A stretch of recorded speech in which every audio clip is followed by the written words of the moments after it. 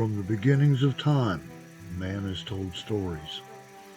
Among his favorites are of the unexplained. Arthur C. Clarke once said, "There exist two possibilities. Either we are alone in the universe, or we are not. Either is equally terrifying. Only a fool discounts as impossible that which falls outside his experience. And thus, we have tales from beyond the veil."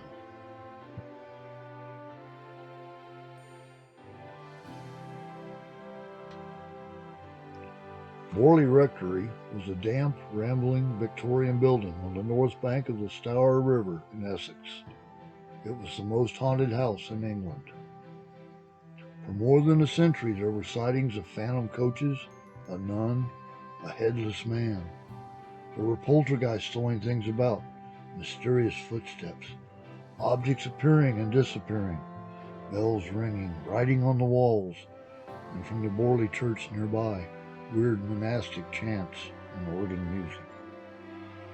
The rectory was built in 1863 for the Reverend Henry Dawson Ellis Bull on the reputed site of a medieval monastery. And soon he, his wife, and her 14 children moved in. The happenings started.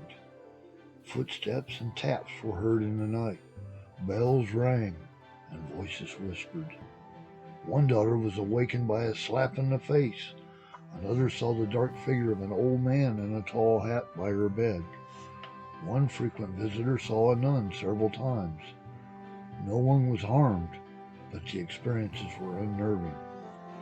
The vicar's son, Harry Bull, took over the rectory in 1892 and stayed until 1927. In that period, a headless man was seen in the bushes. A phantom coach appeared. A cook reported that the locked door was opened every morning, and 4 of Bull's sisters together saw a young nun who disappeared without a trace.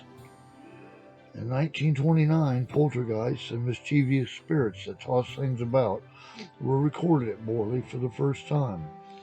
Among the objects that appeared inexplicably were pebbles, keys, and medals, one with the head of St. Ignatius engraved on it and the word Roma beneath a design of 2 human figures.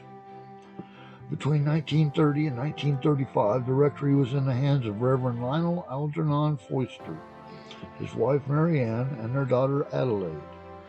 Messages were scribbled on the walls and on scraps of paper. Footsteps were heard. A voice called out Mary Ann's name, and an invisible assailant attacked her, the first recorded time that someone was harmed. There were also strange smells, especially of lavender. Many of the scribblings on the wall were illegible, but one appeared to say, "Mary Ann, get help." Edwin Whitehouse, who later became a Benedictine monk, visited the rectory with his aunt and uncle during 1931. On one occasion, a fire started in the baseboard of an unused room. As the flames were put out, a flint the size of a hen's egg fell to the floor. Later, while the vicar conducted a service of exorcism in his room, Edwin and his aunt were hit by falling stones. In 1937, Harry Price, founder of Britain's National Laboratory of Physical Research, advertised in the Times for people of leisure and intelligence who were intrepid, critical, and unbiased to join a group of observers. From more than 200 people who applied, he chose 40. Ellis Howe, an Oxford graduate, saw objects move. Others reported unexplained noises. Commander A.B. Campbell of the BBC Brains Trust team was hit by a piece of soap in the sealed room. Dr. C.E.M. Joad, the philosopher, another member of the team, reported that a thermometer recorded a sudden and inexplicable drop of 10 degrees. The rectory was damaged by fire in 1939. On the night of the fire, 2 mysterious figures were seen leaving the building, while the only person known to have been in it was the new owner, a Captain Gregson. Several people saw the figure of a young girl at an upstairs window. Still, the phenomena continued. A chauffeur, Herbert Mays, found the thunder of hooves approach and passing close to the rectory when there is nothing to be seen. During the wartime blackout in World War II, Wardens were summoned many times to deal with the lights seen in the windows. In 1943, the site was excavated. At a depth of 3 or 4 feet, workers found fragments of a woman's skull and pendants bearing religious symbols. The building was razed to the ground. Even though, as late as 1960s and 1970s, flashlights, torches, car headlights, and camera flashes all failed during investigations of the site.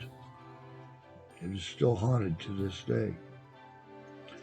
Other researchers into Borley Rectory have learned in seances that in the 17th century a young French nun, Marie Laure, was induced to leave her convent at Le Havre to marry one of the Waldegraves of Borley. They were told that she was strangled by her fiancé on May 17, 1667, in a building standing on the rectory site. Her body, according to the spirit messages, was buried in the cellar.